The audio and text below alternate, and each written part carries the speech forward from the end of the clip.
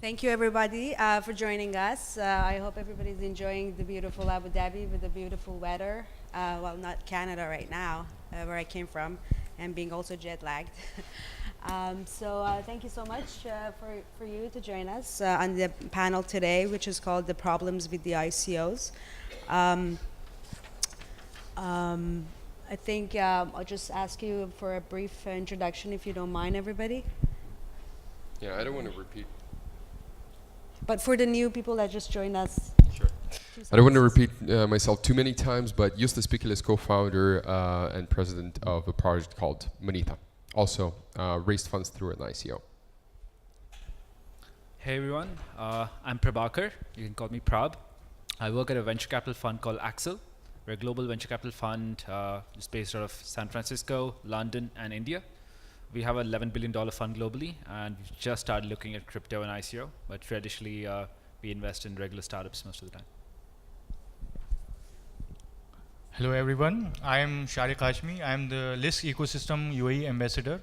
I represent LISK and I am blockchain evangelist and ICO suite advisor as well. Hello everyone, I'm working for Starta Ventures. So we are an early stage VC fund based in New York.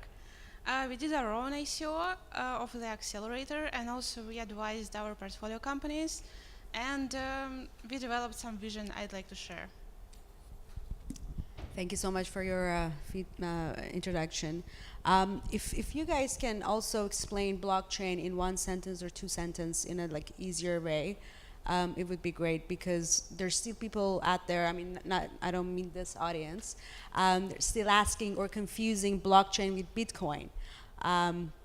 As we know, Bitcoin is different than blockchain. If you can just explain it in two sentences in your own perspective. Okay, so Bitcoin is not different from blockchain. Bitcoin is a blockchain, but it just only one application. As one application to the internet was, for example, email, which everybody, as they say, a killer application of an internet. So blockchain is just only one application Bitcoin is only one application of blockchain. But what blockchain essentially is, just imagine one peer, another peer. There is a rail, and there is, for example, a token which you can transfer to another peer, and that is done in a decentralized way. That's only done by peers, and that token can be anything. That can be store of value. That could be a registry. That could be your residency, whatever that might be. And again, it isn't actually the people who are here are the early, I wouldn't even say 10, I would say early 5% of the people who are starting to understand and starting to see how they can implement blockchain in their own business or personal lives. And very early in this technology. So really, really pleasure to be here.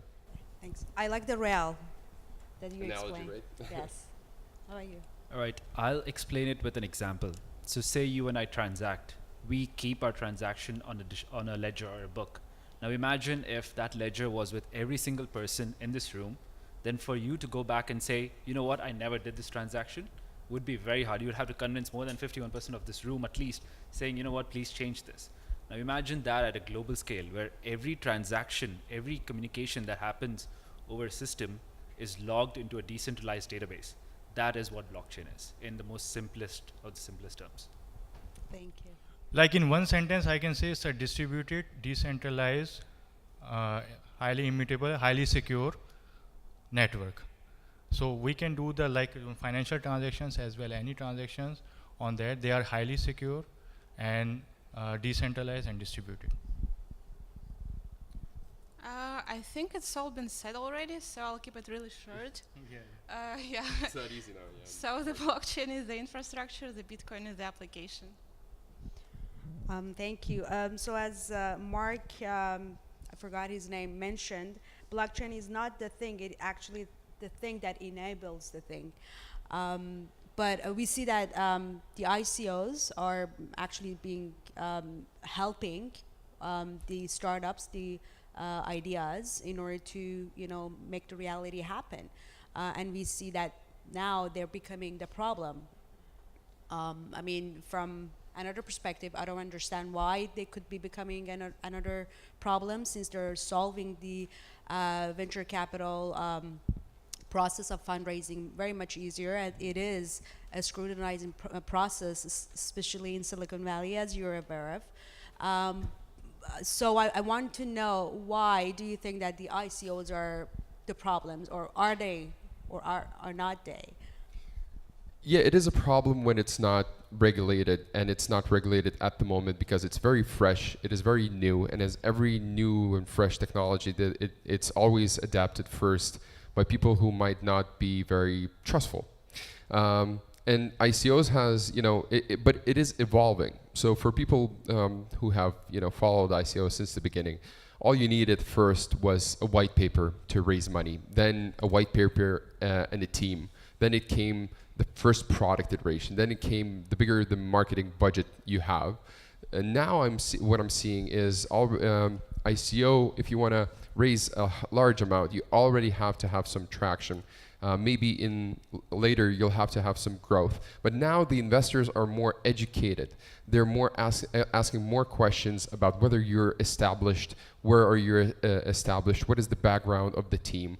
So it's just progressing into a more trustful platform, and it's kind of peaking and trying to reach what an IPO or a simpler version of an IPO would be. So I'm thinking that this is a problem, but just because it is very new, and I think in the soon future, because of the competitiveness between projects, it will be very hard for untrustful team and for a bad project to raise ICO funds. Yeah, I agree with Justas. I don't think ICOs are a problem per se, other than for institutions like ourselves, venture capitalists, right? ICOs have helped entrepreneurs raise money more easily, more seamlessly from a globally distributed set of users who could perhaps use their product. I think the early scams that we saw over the last 12 to 24 months will start dying out because, like he said, investors are becoming more smarter. Right now, just a white paper and anonymous team cannot cut through and even raise even $500,000 today. Like, you will need a good set of advisors, a good set of team, probably even an MVP to launch a product or get any form of fundraising. And I think 24 months from now, we will see the industry mature even more, where we'll perhaps see various stages of ICOs going on. We might see a seed stage ICO, then followed by a Series A ICO, then a Series B ICO, just like the traditional form of fundraising, where entrepreneurs have to actually come back to their early investors and say, you know what, in the last 18 to 24 months, these are the achievements that we've done, so please give us more capital. And that is how I think this industry will mature. And the early problems that we've seen will start dying out. That being said, will there be scams? Will there be 1 out of 1,000 ICOs that'll take the money and run away? Perhaps. And there always have been, even in the startup ecosystem. There have been startups which venture capitalists have funded and they've fizzled money away. So I wouldn't relate that problem to ICOs itself. Yeah, I don't see the ICOs as a problem as well, but it all depends on the investor side. Suppose as a neutral investor, when I have invested in the ICOs, I did my research. So it started from the team, advisors, and especially if it is a technology-based application, then we see the GitHub activity. The GitHub activity is very important actually. So it says that what the developers are doing within that ICO company.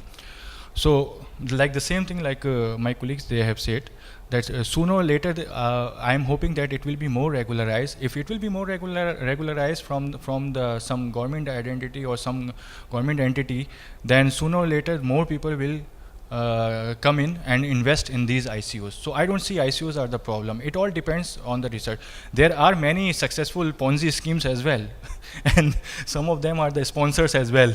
So, but anyways, they are still going on and going on and going on. So this is the point. But I don't see ICOs problem until unless you do your own research. I actually have some presentation to share, like a really small one, 2 slides only. We at Starta Ventures see it as a problem. So we actually did some market research that you can get come talk to me. So what we see now in the market is two major trends, that ICO is becoming less lucrative for both startups and investors. So it's not as easy to raise ICO right now because of the skyrocketing costs of fundraising due to high competition. And for investors, the profitability is inevitably going down. So what we see as a problem is that before 2017, we had primarily infrastructure projects which were related to blockchain network launch, which was the main purpose of ICO actually. But what we see now, in the age of a hype, that we have more product ICOs. These are basically startups which would go to venture capitalists last year, but this year they implement blockchain and they implement utility token, and they use ICO as fundraising vehicle. We see this as a problem, and we think that it will be eventually integrated back to venture capital infrastructure. And we have our own vision how it should happen. Next slide. So what we think is that in future, we'll have some closed regulated platforms where currently product ICOs can be not utility tokens, but security tokens for equity. So this way, venture funds can lead ICO rounds together with crowd investors who follow the deals. So VCs will negotiate the terms, set up valuations, and reduce amount of scams. This way, crowd investors will get professional expertise. They will get security tokens backed by equity, which will reduce the risk of ICO investment a lot. And VCs on the other side will get some leverage from crowd investors. They will get liquidity problem will be solved because the tokens will be traded on the exchange. And it can be a trigger for venture capital model innovation. I'd love to discuss that. Okay, thank you. But you also mentioned that there might be, one of the problems might be the regulatory environment. I think, I don't think so. Because regulation makes it tougher. We've seen through, the different sectors or different ventures that have been happening. First, they became, their startup as kind of like being illegal or not being regulated, and then they actually became regulated. One of them is the cannabis industry, which is very successful right now. Before it's being regulated by the government, before the government steps in, it actually messes up the industry. I think one of the reasons that blockchain and ICOs are successful right now is they cannot pull up the slide here right now, but actually the market is being saturated with ICOs right now. The latest data shows that most of the ICOs are raising more than $375 million. I mean, who does that? Who can do it? Under 7 minutes you did that, right? So, I mean, which industry, which is regulated, could bring that kind of success? But I'm arguing this, and I want to challenge you guys on this factor. Why do you think that it has to be regulated in order not to become a problem? Yeah, so I don't think companies are raising $375 million, by the way. He raised 37 in 19 millions, if I'm not mistaken. Yeah, good job. But with I that. mean, still, right? Even the stock market doesn't do that. Yeah, absolutely. So there was a frenzy, right? From March to maybe August or October-ish, there was a mad frenzy of ICOs. There was a lot of hype. There were a lot of newbies who saw people make money on Ethereum and Bitcoin, and they just got in. And they just started getting like frustrated of sorts. Right now, you saw a little bit of a down period in ICOs in the last 2 months. But new money is coming in again. This goes on in cycles. Like if you just start seeing again in Q1, I'm sure we'll see the same uptrend again, where all the new people who did not see the last 6 months will come put money in ICOs. They will have 5-minute ICOs, 30-second ICOs, and them just getting over in no time. Regulation is required. And I definitely think regulation is very important. It's not a problem per se. Regulation might, in certain cases and in certain geographies, hinder the hinder technology or hinder some startups from coming out and doing an ICO. right? In China, for example, cryptocurrencies are banned in a way. In Korea, you're not allowed to do an ICO as long as you're taking money from Korean investors. So that sort of regulation is bad, right? However, regulation on the whole is definitely not bad for the industry, I think. How about the U.S. government right now knows these ICOs as a kind of like a security, which makes a lot of more frustration because within the security structure, it is very much regulated, and it comes for example, the OCC in Canada and the other, Securities Commission related. So how that become a problem if it is. So look, honestly, every company that's launching an ICO technically should be a security. Like the whole concept of utility is just a way to get around the whole security concept, right? There might be very few complete utility tokens, but honestly, if you're taking money from a lot of people to kickstart your company, you should be giving them back dividends. In terms of regulation around securities, there's a good reason why these came into place many years ago, right? It is to protect common people's money and to make sure that people don't run away with it.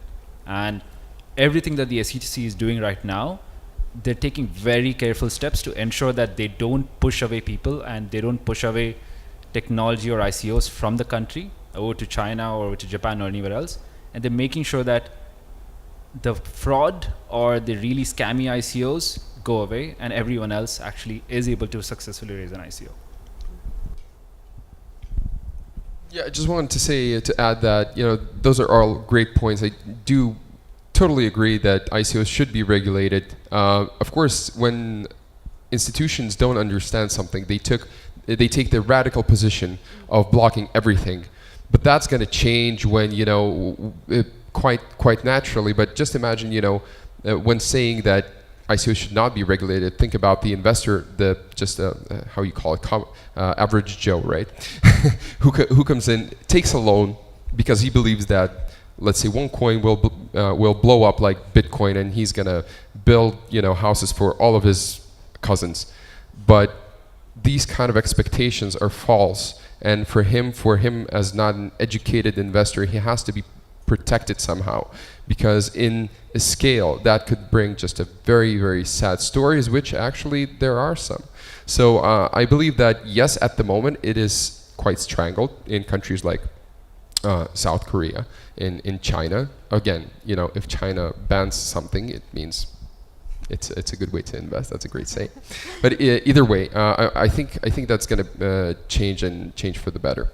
And I think Switzerland was one of the early countries that accepted it. Yes, we started thinking about doing an ICO in January, and at that moment there was no other choice for us in Europe, just Switzerland. It is a great entity to do so. We're all of the things that we have released our token. Everything has been done under FINMA regulation, which is like an analog to SEC. And we have no problems of other ICOs have in other countries that are established in other countries of liquidating the cryptocurrency and paying business expenses and developers. For example, for me to fly out here in Emirates, I could not pay in Ether. So it's good. It's good that we have the flow and all the regulation already, that we can have the liquidation and not get these funds seized. Well, according to me, I don't see that it should be regulated, actually. The point is that, the terms and conditions and, the steps in order to do the ICO is already defined. Like Monetha has done it, Tezos, LISK or Ethereum, they have done their ICOs. So the steps are clearly defined, that what we need to do in order to participate in a successful ICO or the successful company. So having some sort of future. So we are talking about like decentralized network or decentralized applications over here, which is like peer-to-peer. So I don't think that any government or any government entity should involve in this. Right. Okay, and as a participant or as an investor, I mean, now they are very much educated that what they need to do. Like I mean, the guys are right. Like around 3 or 4 months ago, it was like a very frenzy period, and everybody was thinking that we are going to make so much. And more than 99% of the crypto investors, they don't know where they are investing. Okay, But right now, as per, because we are discussing like decentralized network, so I don't think that it should be regularized with the centralized entity. So that's my opinion actually. But as per the like ICOs and the incorporation and other activities, they are already clearly defined for the institutional investors as well as individual investors. That's what my opinion is.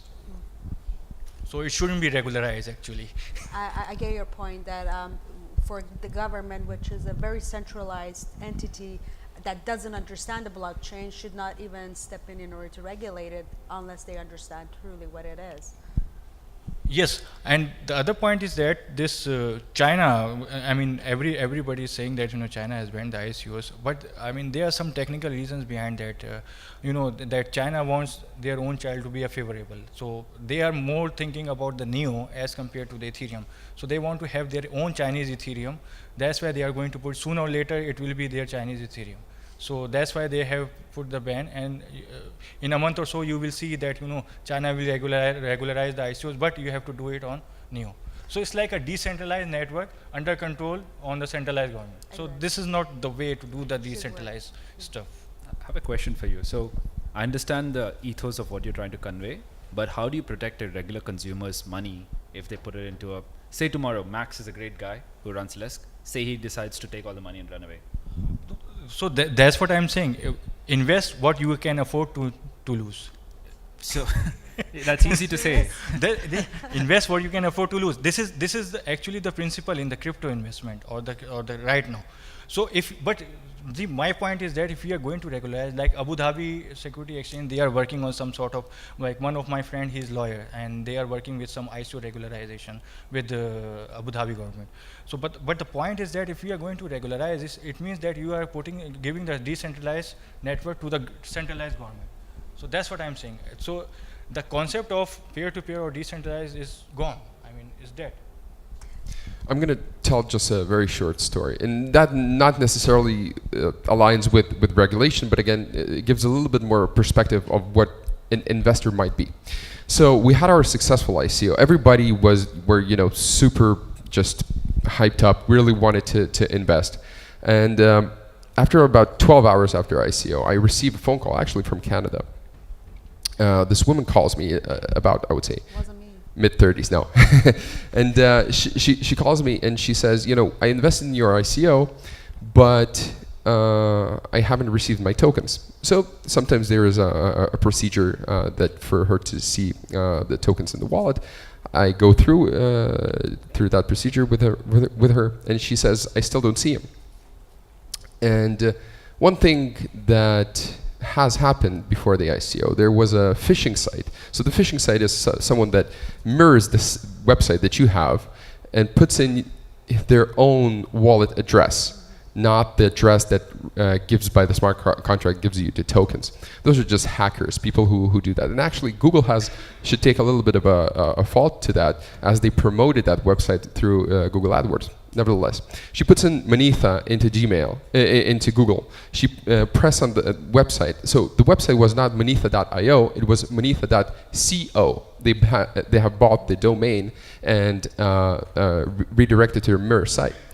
And I said, I'm really sorry, but I think your money is gone. You lost it. And she invested $10,000. She didn't seem. She's a nurse. An average wage in Canada. She could afford to lose that, but that came with a side effect of her just crying into the phone and just really weeping and saying that I lost this money. She was really sad about it. Could she afford it? Yes. But should she be protected and somehow go through some kind of, because she was not educated we took all the necessary precautions, said, what are the last numbers of the address that you take care of that. All the instructions we provided, but she was just too much in the hype and wanted to invest. So these are the investors I think the regulation should somehow protect. I think as you guys mentioned, the frenzy environment right now, because look at the Bitcoin price. One day it's like 11K, the next day is 13K. People are very frustrated in order to make money fast. It's exponential, I understand, but you have to be first educated. So we cannot just lay towards yes because it's not regulated. I think it's personal. You have to educate yourself. It is an exponential technology disrupting, environment right now, but you have to be cautious. It's a personal risk, as Shariq mentioned. Nevertheless, the internet is also playing a role. I think it's a challenge that we shouldn't rely upon a second party anymore, or the government, or any educational institutions. As we are learning, it's a peer-to-peer.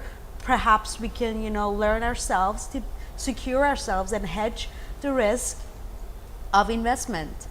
So maybe it's time we understand this is how we should go forward.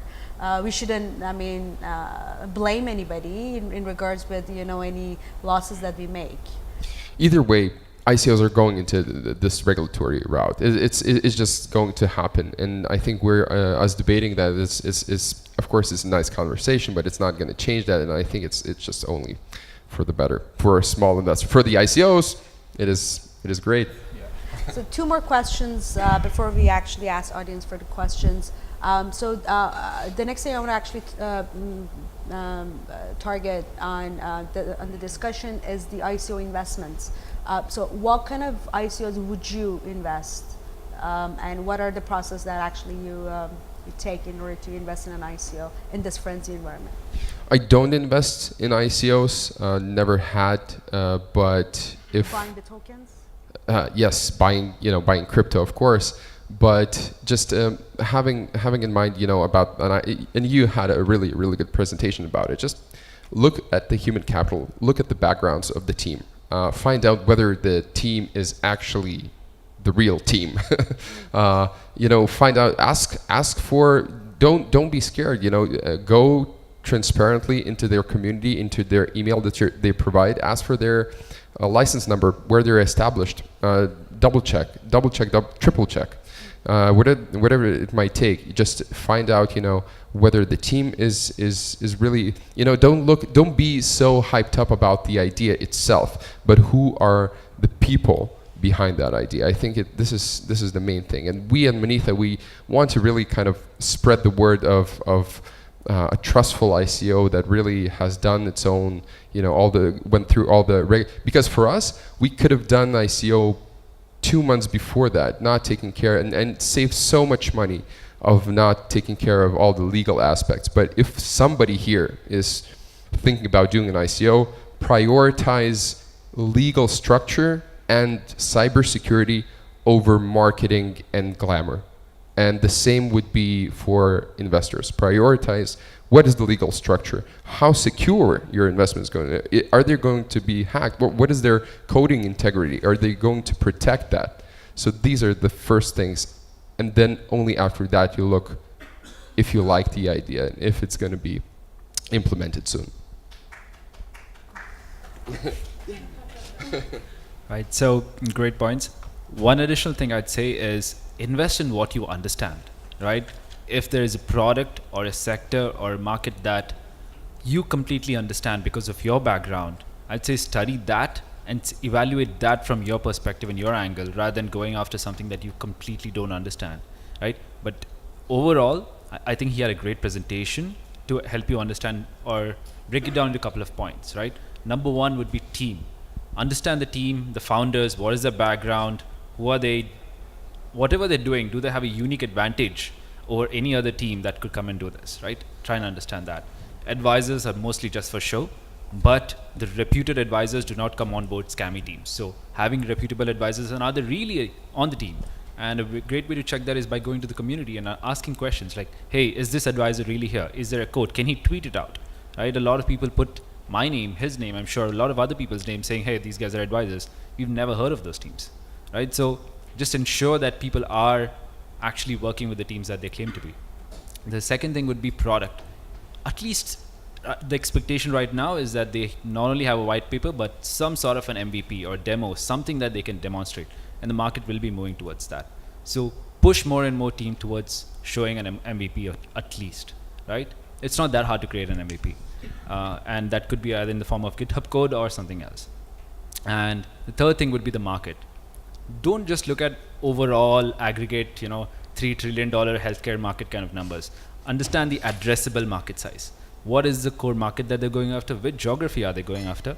And are there any other teams who are going after the same market? Do they have an advantage of going in this? Is there a need for blockchain, first of all, in the product that they're building? Right? Most teams don't even need blockchain. You can just put a regular database and get shit done. But people are simply using blockchain as a hype word for just getting money from almost anyone. So understand that. Is there a need for a new cryptocurrency token to be created in the first place? Can they just use Ether? Can they use something else? Can they use dollars instead? Right? Understand these things and form your own thesis for every company that you look to invest in, be that $10 or $1,000 or even $10,000.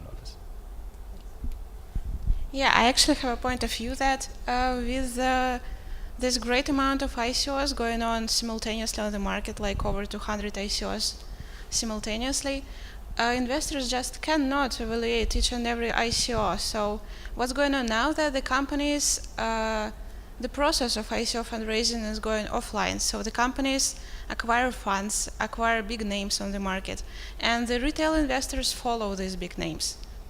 So like, first of all, like in 2017 till the mid of October, 234 ICOs have been done. Okay. The second thing is that I have invested like in more than 150 ICOs till date. So my filters are defined actually. When I go, I just first go for the team, and I just see the team, their experience especially in the blockchain area. The second thing is that advisors. But the main thing, the concept of the coin is for the community, by the community. It's a decentralized thing. So the community is very important, how they are building up the community. And the utility of the coin is very important. So sooner or later, what kind of utility the coin or the product will give you. So, and then the GitHub activity and the white paper. So there are some filters that are predefined. That's what I told in the answer from the previous question, that the filters are already defined, and now the people are more educated and they just go through all these filters. So these are the filters. When I invest, I just go through all these filters. Oh, perfect. Thank you so much. I think it's time for questions. If there are any questions.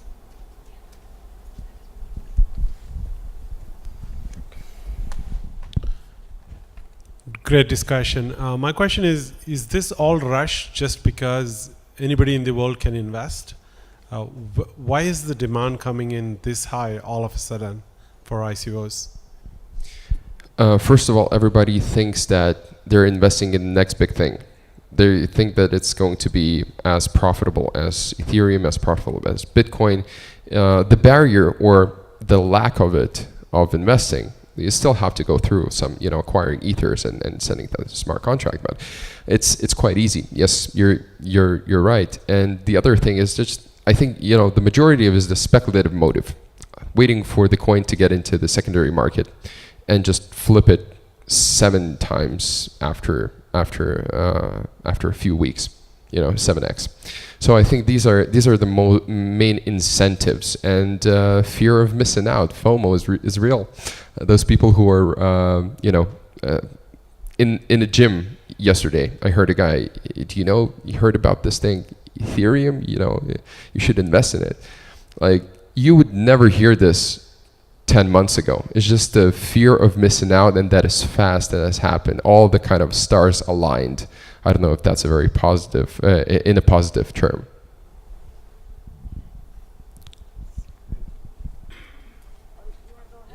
So a quick point on that. If you actually look at startups itself, right, that's what people want to invest in. Anyone in this room, if they could put in like $1,000 or $10,000 into Uber back in 2011 or whenever it started, I'm sure everyone would. But that was not an opportunity anyone had. But cryptocurrencies and ICOs are offering people that opportunity to invest in the next Uber, the next Airbnb, the next Amazon at its inception stage, right? Not just us investors or VCs, but every Tom, Dick, and Harry in the world can invest, and that's what people are believing in, and that's why the frenzy is. But with time and transparency, things will cool off, and we'll start seeing good companies coming out.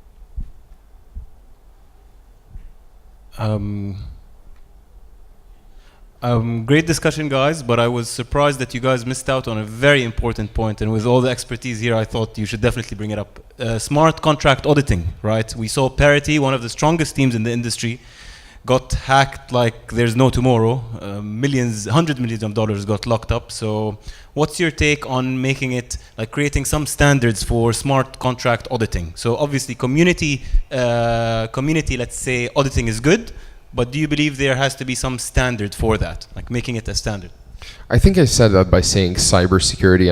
I know it's a very broad term, but in terms of smart contract auditing, it is very important, and people do ask that. More educated investors in community do ask who has done your smart contract auditing, and I think that is going to be the thing, how it's going to be standardized. For example, Zeppelin, right? They're pretty, they're a well-known brand that they're taking care of their smart contract auditing. And I think these brands, these third-party brands, are going to be a badge of honor to put on your in your white paper or on your website that the smart contracts have been audited by a famous brand. I think this is kind of a way how to it's going to be become a gold standard. Yeah. Yeah.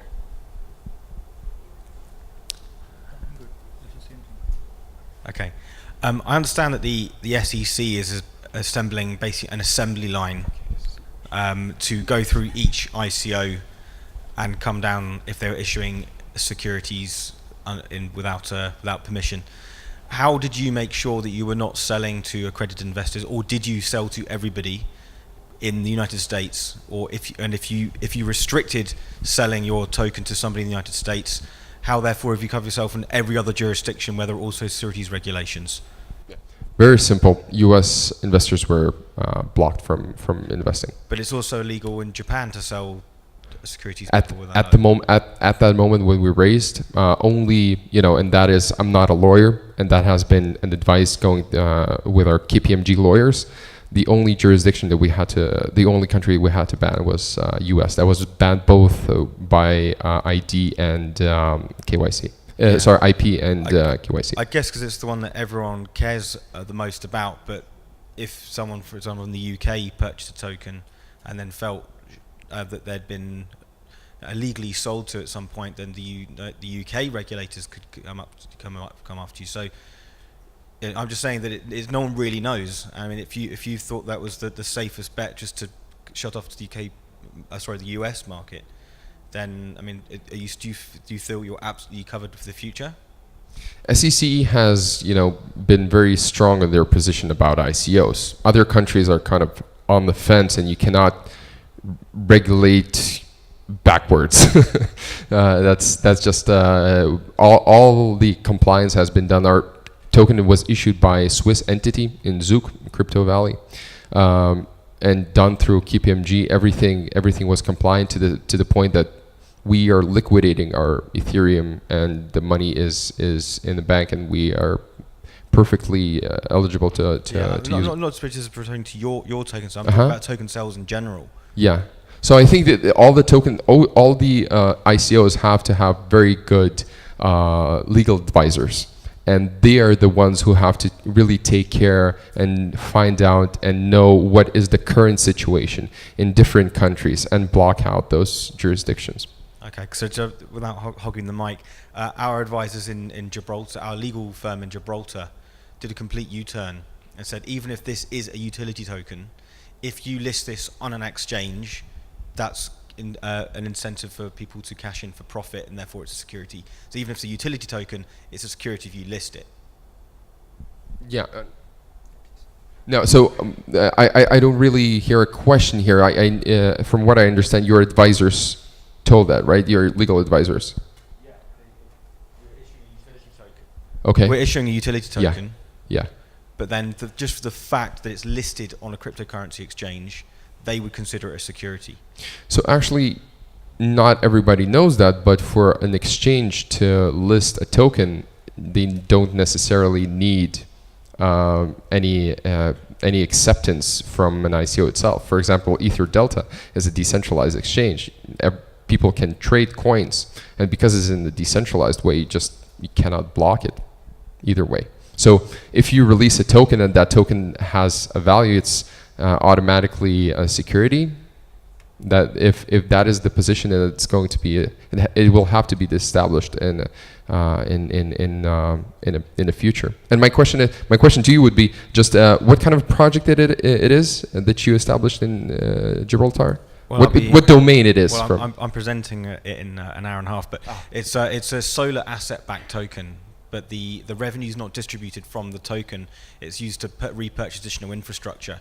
So therefore, the value of the token will increase because the amount of infrastructure backing it will increase. But there's no dividends. But because you can then list it, people can then extract that value by selling the token in the future. That's an expectation of profit. Is there utility for the token today? Well, we did set up a Gibraltar entity, but then we've just ceased.